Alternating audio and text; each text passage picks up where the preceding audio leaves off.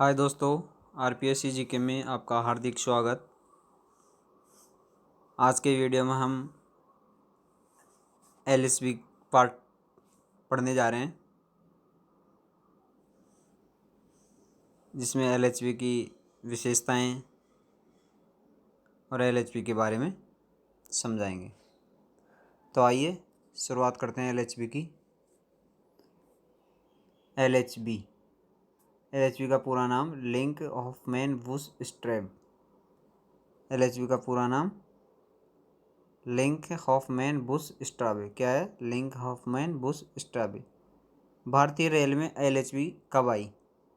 भारतीय रेल में एलएचबी ऑलस्टॉम नामक जर्मन कंपनी के साथ नामक जर्मन कंपनी के साथ 1995 में एक समझौता हुआ। कब हुआ समझौता? 1995 में, जिसके तहत टीओटी अनुबंध के द्वारा सन 2000 में 24 कोच भारतीय रेल को सप्लाई किए गए। कितने कोच? सर्वप्रथम 24 कोच। इसके पश्चात भारतीय रेल की कोच निर्माण कारखाना कपूरथला पंजाब द्वारा सन 2002 में एलएचबी प्रकार के कोचों का निर्माण किया जा रहा है। उसके बाद जो विभिन्न महत्वपूर्ण ट्रेन सेवा में चल रहे हैं, जैसा कि आप देख ही रहे होंगे, ये सामने जो आपको दिखाई दे रहा है वह एलएचबी कोच है। एलएचबी कोच की विशेषताएं।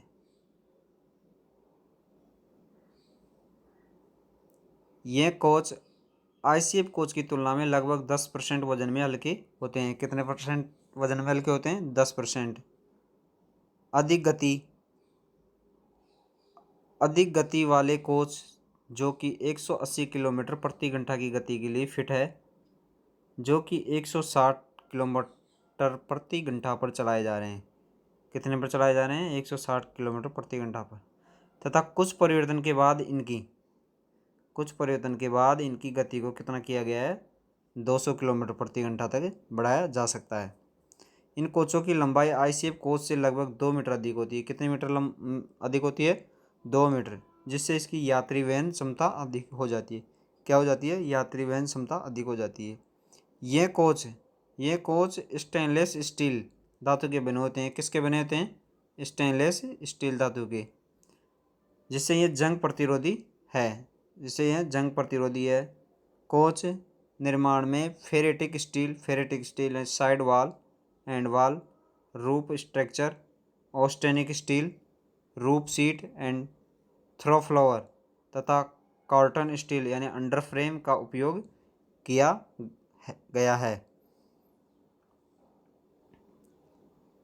इन कोचों में बहुत कम अनुरक्षण की आवश्यकता होती है। इन कोचों की आंतरिक साज सज्जा बहुत अच्छी होती है आईसीएफ कोचों के मुकाबले। इन कोचों में जीआरपी पैनल सीट का उपयोग किया गया है। कौन सी सीट का? जीआरपी पैनल सीट का। पैनल तथा अन्य फिटिंग लगाने में बहुत ही कम स्क्रू का उपयोग किया गया है, जैसा कि आप चित्रों में देख ही रहे हैं। कितनी अच्छी दिखाई दे रही है एलएचबी कोच की साज सज्जा।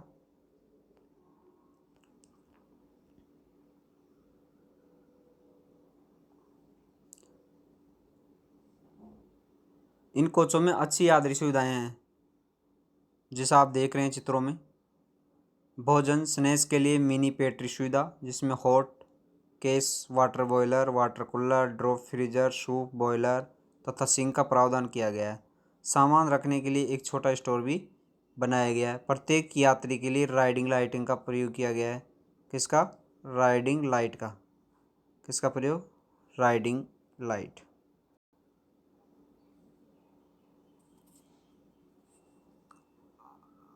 आरामदायक पीछे झुकने वाली कुर्सियां, जिसके पीछे फोल्ड होने वाली स्नैक टेबल, जिसके साथ बॉटल होल्डर भी लगा होता है। क्या होता है?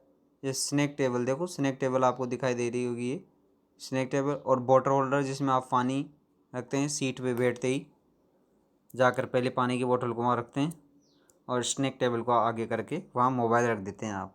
और कुछ सामान भी रख सकते हैं। 3 स्टेप वाले फुटरेस्ट होते हैं,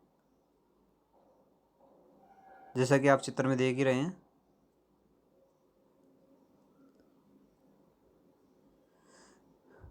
गद्दे वाली आर्म रेस्ट, बाहर का दृश्य देखने के लिए बड़ी बड़ी खिड़कियां होती है इसमें। यह गर्मी तथा आवाज़ अवरोध कोच है, जिससे कोच के अंदर बहुत कम आवाज़ रहती है बाहर के मुकाबले। कोच की राइडिंग क्वालिटी बहुत अच्छी होती है। राइडिंग इंडेक्स 2.5 से 2.75 रहता है। यह आर्म रेस्ट यानी आपकी भुजाओं को आराम देने वाला। मॉड्यूलर टॉयलेट होता है इसमें, LHV में, जो आप देख ही रहे हैं चित्रों में। यह कोच यात्रियों के लिए अधिक सुरक्षित है। फर्निशिंग में आग प्रतिरोधी सामान का उपयोग किया जाता है। आपात स्थिति में कोच से बाहर निकलने के लिए प्रत्येक कोच में आसानी से शीघ्र खुलने वाली 4 आपातकालीन खिड़कियों का प्रावधान किया गया है। कितनी खिड़कियों का? 4 आपातकालीन खिड़कियों का। ऊर्ध्वाधर स्थिति में न निकलने वाले vertical interlock centre buffer coupler का प्रयोग किया गया है।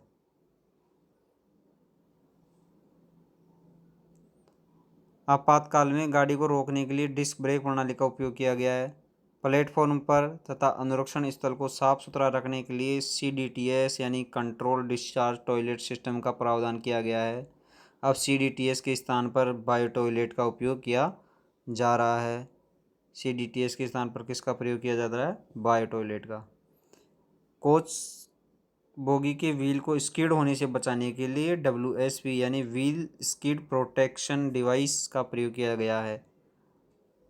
व्हील को स्किड से बचाने के लिए किसका प्रयोग किया गया है? Wheel skid protection device, wheel skid protection device.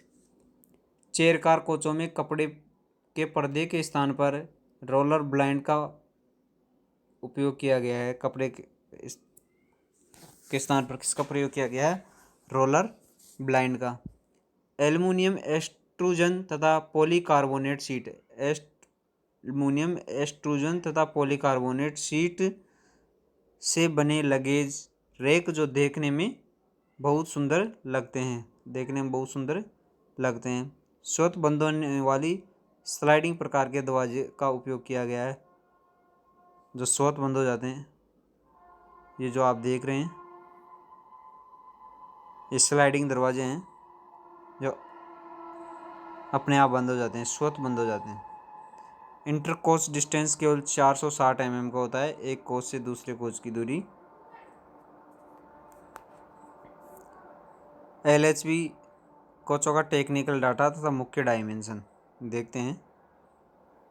Coach की लंबाई बॉडी के ऊपर, LHV कोच की बॉडी के ऊपर लंबाई 23,540 mm। कोच की लंबाई CBC के ऊपर 24,000 mm। कोच की चौड़ाई बॉडी के बाहर 3,240 mm। कोच की ऊंचाई रेल लेवल से छत के ऊपर 4,039 mm। कोच के फर्श की ऊंचाई रेल लेवल से 1,303 mm। शौचालय की संख्या शताब्दी में 3 और राजधानी में 4 होती है। खाली अवस्था में सेंटर बफर कपल ऊंचाई रेल लेवल से CBC 8 1105 और भरी अवस्था में centre buffer couple CBC 8 1030 mm होती है। LHV डिजाइन कोचों में यात्री वहन क्षमता LACCZ एवं LWSCZ-AC,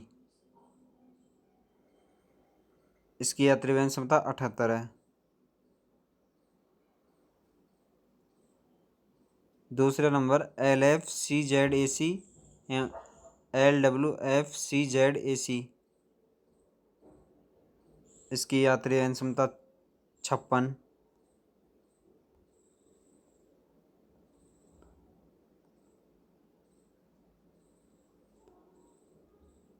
LFAC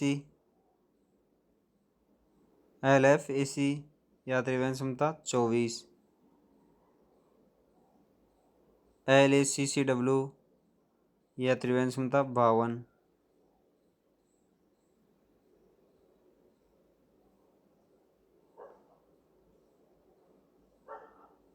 LACCN यात्री वहन क्षमता 72 होती है, LWGSCN यात्री वहन क्षमता 78, कितनी 78, LGS इसकी यात्री वहन क्षमता 80 होती है। तो इस प्रकार LHV डिजाइन के जो कोच है उनकी यात्री वहन क्षमता इस प्रकार दी गई है, ये कोड और ये यात्री वहन क्षमता जो आपको याद करनी पड़ेंगी। अब देखते हैं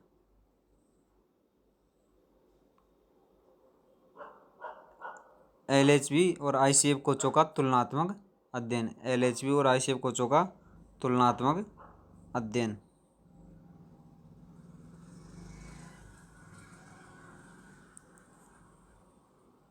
ICF कोच की लंबाई बॉडी के ऊपर, ICF कोच की लंबाई बॉडी के ऊपर ICF की कितनी होती है 21,337 mm और LHV की 23,540 mm। इसी प्रकार ICF के लंबाई वफर यानी CBC के ऊपर 22,297 mm और LHV 24,000 mm।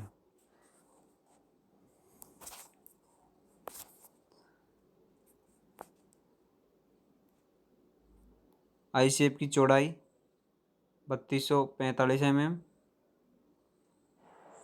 और LHV की चौड़ाई 3240 mm। ऊंचाई 4025 mm और LHV की 4039 mm। सीट की जो छत होती है उस छत की सीट की मोटाई 1.25 mm ICF के अंदर होती है और 1.6 mm LHV के अंदर होती है। साइड वाल सीट की मोटाई, जो साइड वाल सीट होती है उसकी मोटाई ICF में 2 mm और LHV में 1.5 mm। कोच की सोल बार की मोटाई, कोच की सोल बार की मोटाई ICF में 5 mm होती है दोस्तों और LHV में 6 mm होती है। अब सोल बार की आकृति देखिए, सोल बार की आकृति ICF के अंदर जो आकृति देख रही हैं वो किस प्रकार है और LHV के अंदर आप आकृति देख रहे हैं वो किस प्रकार है। यात्री वहन क्षमता LHV से कम होती है ICF में और इसमें अधिक होती है। वजन क्षमता LHV से अधिक होती है इसके अंदर और ICF कोच से लगभग 10% कम होती है LHV के अंदर यात्री वहन क्षमता। जोड़ का प्रकार, ICF कोच में वेल्डिंग द्वारा जोड़ किया जाता है और जबकि LHV कोचों में इंटरलॉक के साथ वेल्डिंग होती है। सेल का मटेरियल ICF कोचों में IRSM 41 मटेरियल होता है जबकि LHV कोचों में austenitic ferritic and carbon steel material होता है। बॉडी पिलर का आकार,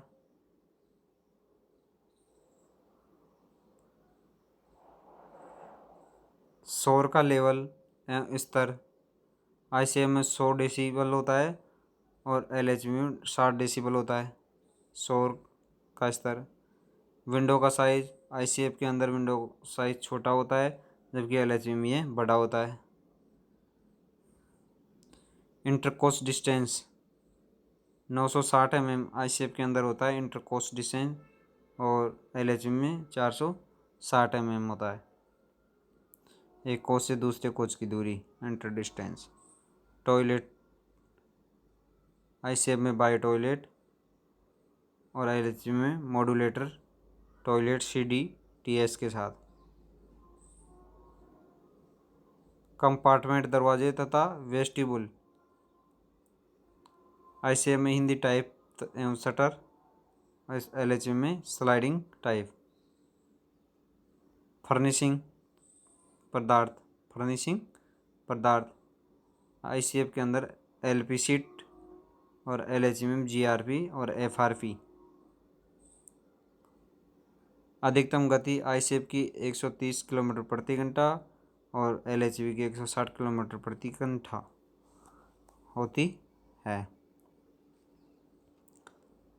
LHV कोच में लगने वाली bogie.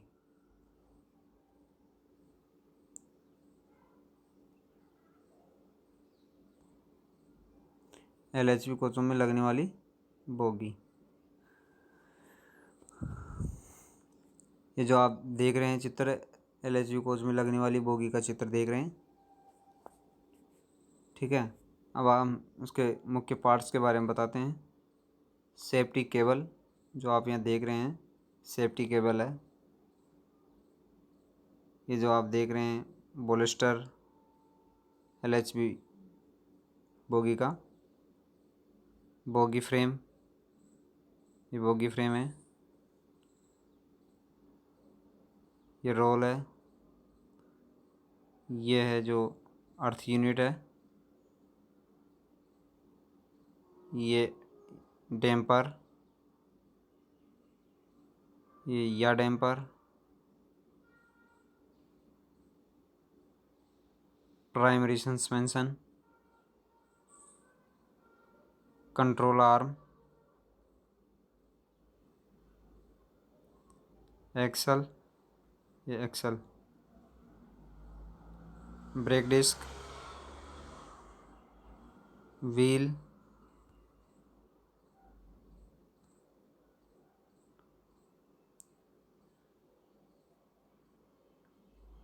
Cross beam,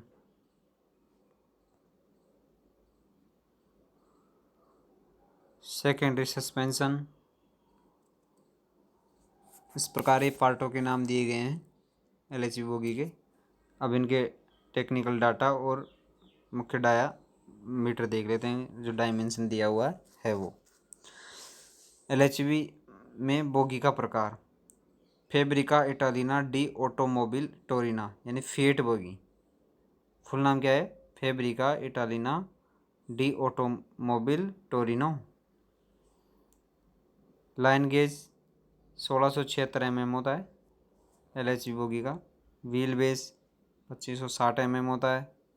riding इंडेंस 2.5 160 kilometre प्रति घंटा पर, और इससे अगर गति अधिक होती है तो 2.75 से अधिक है। बोगी का वजन आप देख रहे हैं, इस बोगी का वजन 6300 किग्रा। व्हील का डायामीटर, नया जो व्हील है ये, इसका डायामीटर 915 mm और व्हील का कंडेमिंग डाया है 855। इसका कंडेमिंग डाया 855 mm, कहीं कहीं 845 भी दे देता है। बोगी की लंबाई, इस बोगी की लंबाई और चौड़ाई, तो लंबाई तो है 3534 mm और चौड़ाई है 3030 mm। Secondary bump stop gap जो 95 mm प्लस 0-5 mm होता है।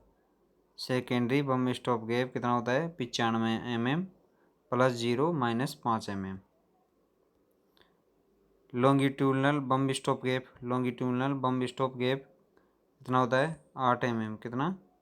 8 mm plus 5-2 mm, plus 5-2 mm। क्या? Longitudinal bump stop.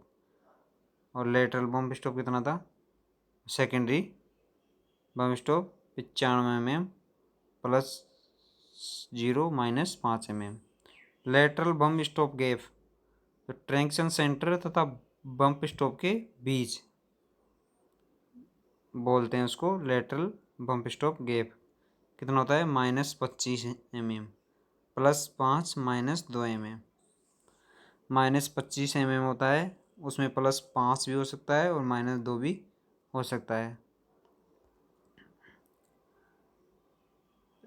Lift stop pin के ऊपर तथा कंट्रोल आर्म लग के बीच गैप।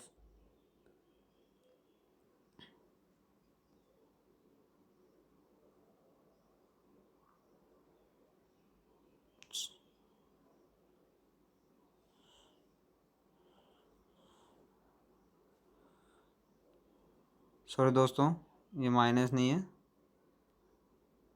25 mm है और +5 -2 mm। अब लिफ्ट स्टॉप पिन के ऊपर तथा कंट्रोल आर्म लग के बीच जो गैप है वह है 37.5 mm, 37.5 mm। कंट्रोल आर्म लग तथा लिफ्ट स्टॉप पिन के ब्रैकेट के बीच गैप, ब्रैकेट के बीच गैप कितना 45 mm, कितना 45 mm, कितना 45 mm, 45 mm। बोगी के मुख्य पार्ट्स देखिए दोस्तों, बोगी के मुख्य पार्ट्स।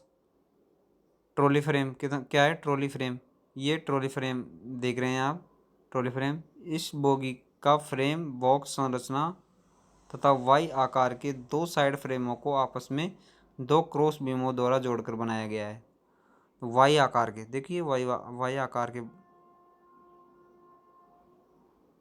दो साइड फ्रेम बने हुए हैं, देखो ये ऐसे लग रहा है जैसे वाई से बना हुआ है, आपस में दो क्रॉस बीमों द्वारा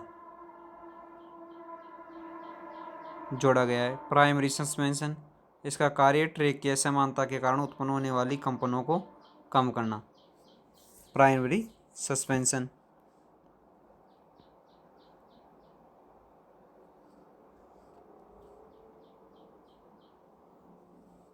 ये प्राइमरी सस्पेंशन का चित्र दिया हुआ है। प्राइमरी सस्पेंशन में देखिए सबसे ऊपर रबड़ पैड होती है,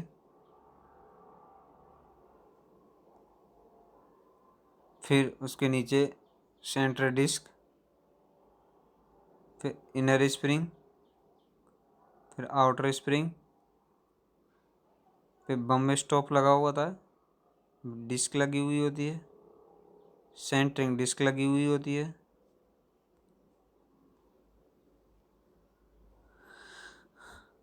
फिर वाशर 12, नट M12 और ये कंट्रोल आर्म।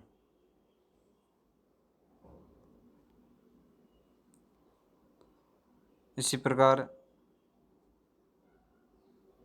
ये सेफ्टी पिन है, वाशर, ये स्प्लिट पिन जो इसमें अंदर डालने पे डालते हैं। अब ये देखिए यहाँ पर सबसे ऊपर वाशर 20 का ब्लॉक है, ये सिक्योरिटी प्लेट है ये, और स्क्रू है ये जिसको कसने के लिए 170 नॉटिकल NM का बल लगता है, 10x100 का बोल्ट, नट बोल्ट। ये threaded pin,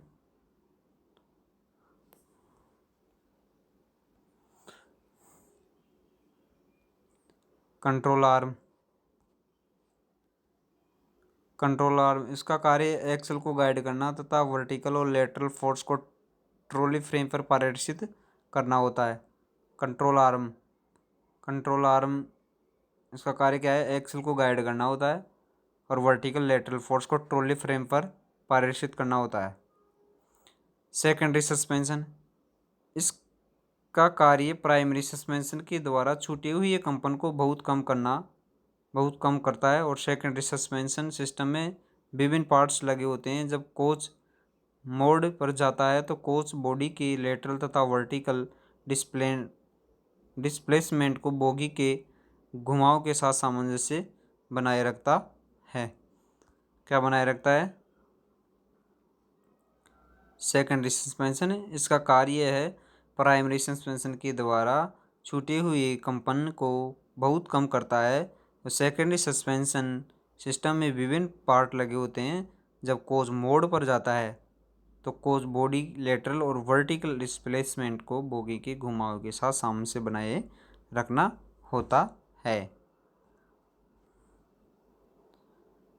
inner spring, centre disc, minor pad, outer spring है, ये रबर स्प्रिंग, वाशर और स्क्रू दिखाई दे रहे हैं। ये फिटिंग है बोगी की। ये ट्रॉली फ्रेम, एंटी रोलर बार, LHV कोच में कोच का रोलिंग मोशन रोकने के लिए एंटी रोलर बार मैकेनिज्म को लगाया गया है। ये एंटी रोलर बार मैकेनिज्म है। एंटी रोल बार 1 नंबर पर, bolster beam 2 number, frame support 3 number, screw 24x100 4 number पे दिखाई दे रहा है आपको। 5 नंबर पे anti roll bar link, 6 number पे 16x160 उनका nut bolt, 7 number anti roll bar bracket, 8 number पे 16 washer. Traction centre, traction centre का कार्य ब्रेकिंग और ट्रैक्टिव फोर्स को ट्रॉली फ्रेम या कोच बॉडी पर प्रेषित करना। ट्रैक्शन सेंटर बोलेस्टर बीम पर वेल्ड किया हुआ होता है। कहाँ वेल्ड किया हुआ होता है? बोलेस्टर बीम पर, तथा यह ट्रैक्शन लीवर और 2 ट्रैक्शन रोड के द्वारा बोगी फ्रेम से जुड़ा रहता है, जैसा कि चित्र में दिखाया गया है। साइक पार्ट्स ऑक्सिलरी कंपोनेंट, साइक पार्ट्स ऑक्सिलरी कंपोनेंट बोगी को पूरा करने के लिए एक सपोर्ट फ्रेम 4 बोल्ट की सहायता से क्रॉस बीम के ऊपर लगाया जाता है, जिस पर लेटरल बम स्पॉट और लॉन्गिट्यूडनल बम स्पॉट, विस्फोट नहीं दोस्तों, कहीं विस्फोट हो जाए आप समझ लो कि विस्फोट हो गया, विस्फोट नहीं, स्टॉप, बम्प स्टॉप और लॉन्गिट्यूडनल बम्प स्टॉप भी लगे होते हैं। इसका कार्य है बोलेस्टर बीम का लेटरल तथा लॉन्गिट्यूडनल विस्थापन को एक सीमा में रखना होता है। इसका विभिन्न पार्ट्स को चित्र में दिखाया गया है। क्या दिखाया गया है विभिन्न चित्र में?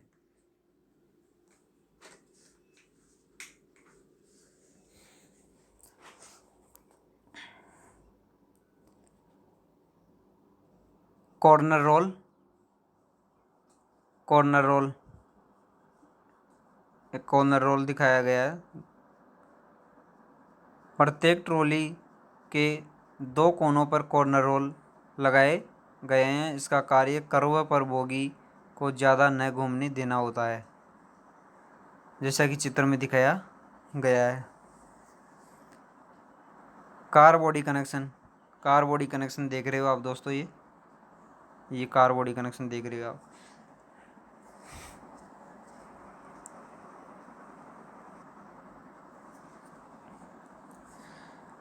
कोच बॉडी तथा ट्रॉली बोलेस्टर को आपस में जोड़ने के लिए 4 आई बोल्ट जैसा कि चित्र में दिखाया गया है